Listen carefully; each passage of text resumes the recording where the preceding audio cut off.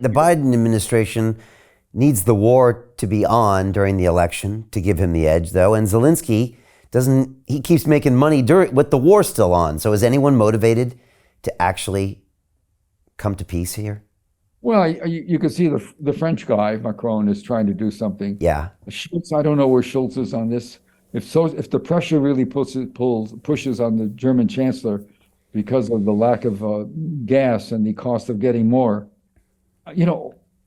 one thing about the oil world, it's really a crazy world.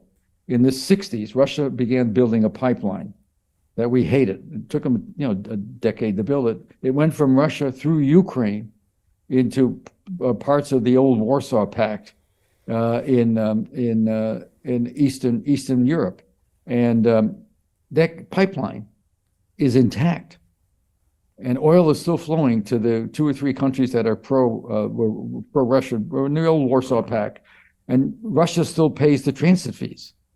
So I'm telling you, oil is a different commodity. Oil and war, just like oil and water, don't mix.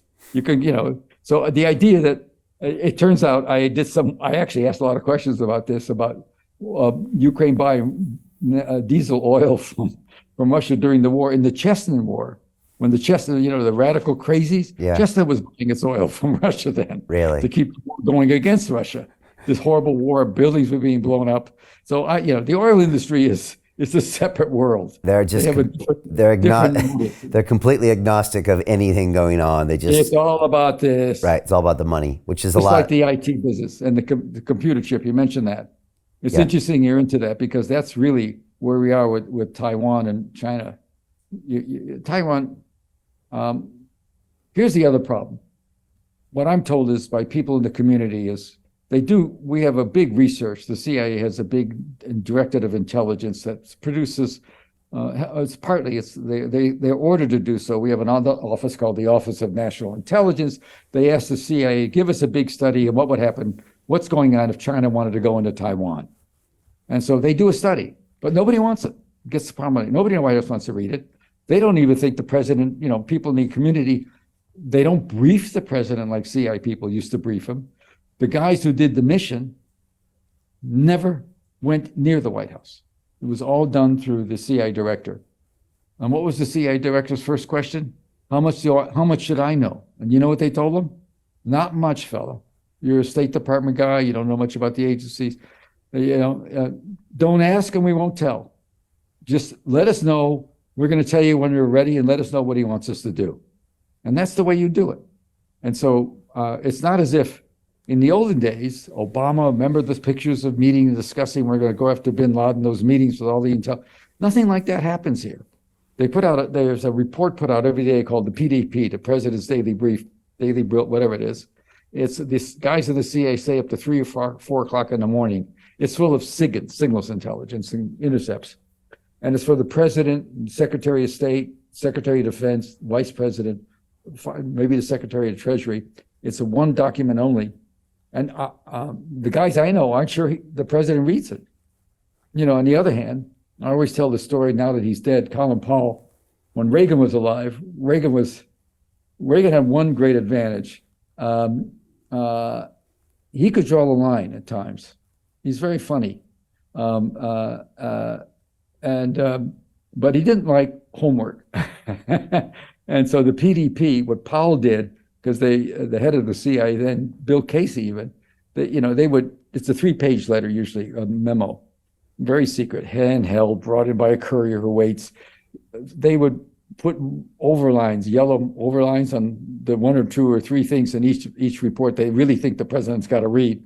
They weren't sure Reagan was doing it. He was a big Star Wars guy and had a interesting point of view. So what Powell would do is come in the morning and read it to a teleprompter and play the tape for him. So he would listen to it. And I had a friend named Dick Allen, who I liked a lot, who was the first national security advisor. He was a long-line conservative Republican who actually had a big fight with Kissinger. He was on Kissinger's staff. And he became the national security advisor for the president. And I'll tell this story because Reagan didn't like to be woken up at night, as presidents sometimes are. And so one night he felt he had to. And there was a lot of, with Reagan, he loved dirty jokes if his wife wasn't around, and that was that kind of stuff. You know what I mean? Alan would tell him, he'd call up, the first thing he'd ask the Secret Service agent, is she there? If she was there, we'd talk much differently. She was there a lot. But anyway, and so the Israelis, 81 or 82, 81, bombed a nuclear facility in Iraq called Osirik. It was a big midnight raid in America. And it was a real shock. They actually took it out. The Israelis are very competent. They had bomber pilots. And so Alan is called because the president should know this. It's 3:00 in the morning. He's debating about it. And he hadn't called him. He'd been National Security Advisor for 6-8 months. And he's actually interesting, very interesting guy. And he told me the story later. And so he finally calls him and wakes him up. There's a hotline. Mr. President, I have to tell you that we've got to report the Israelis just bombed the Syrian reactor, the Iraqi reactor in Osirik. And this is going to be a big issue. And you think you should know. Long silence. And he said, yes, Mr. President. And Reagan said, well, you know, Dick, he said, boys will be boys. And he hung up. Something okay about that in a way. You know what I mean? We're not always the top dog. And so I tell you this story to let you know that I do have people that talk to me. I always have. And they're in interesting places. And that's why I'm a little irritated that people don't want to start asking questions. Why did the United States stop the Security Council from doing an investigation? Why hasn't there been any investigation by the White House itself? These are all questions that need to be asked. And the answers are, and, you know, 2 and 2 is always 4. But we're not even asking those questions. I've gone so long. You're going to cut this so badly. Let me go back and have, it's 1 o'clock, 2 at 1, you know, it's 90 degrees today. So Jim Rickards has just recorded a video that's not available to anyone in the public, and he's going to be talking about how this upcoming recession is going to be fast, it's going to be bloody, it's going to be nasty. But at the same time, he's going to show you how you can position yourself to profit from all of this chaos.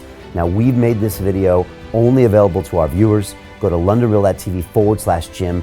Watch that immediately. I can't say enough good things about Jim Rickards. He understands the global economic system better than any guest I've ever had on London Real. His predictions are almost uncannily true, and you can learn how to profit from his vision, from his expertise, and his understanding of economics. So go to londonreal.tv/Jim or click the link below. It's an excellent, excellent look on what's going to happen in the future and how you can position yourself to profit from that. Jim is one of the best in the business, one of my favorite guests on London Real, and he's very, very good at predicting the future and showing us all to profit from it. So click the link, and I hope you enjoy. Hey, it's Brian Rose, founder of the DeFi Academy. I've told you my 4-week crypto bootcamp is amazing, but don't take my word for it. This is what my students are saying. The DeFi Academy was an amazing experience for me. It took me totally out of my comfort zone. In this course, I was challenged, I was held accountable, and pushed to do things that honestly weren't always easy. It's been phenomenal, and I can't believe we're already up on our 4 weeks. It has flown by. Going through this DeFi accelerator by far was one of the best courses I've taken. You do this course, you really get into the nitty-gritty of the activities that will make you comfortable with decentralized finance.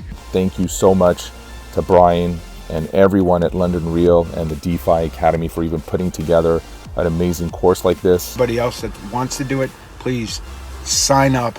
It is well worth the money.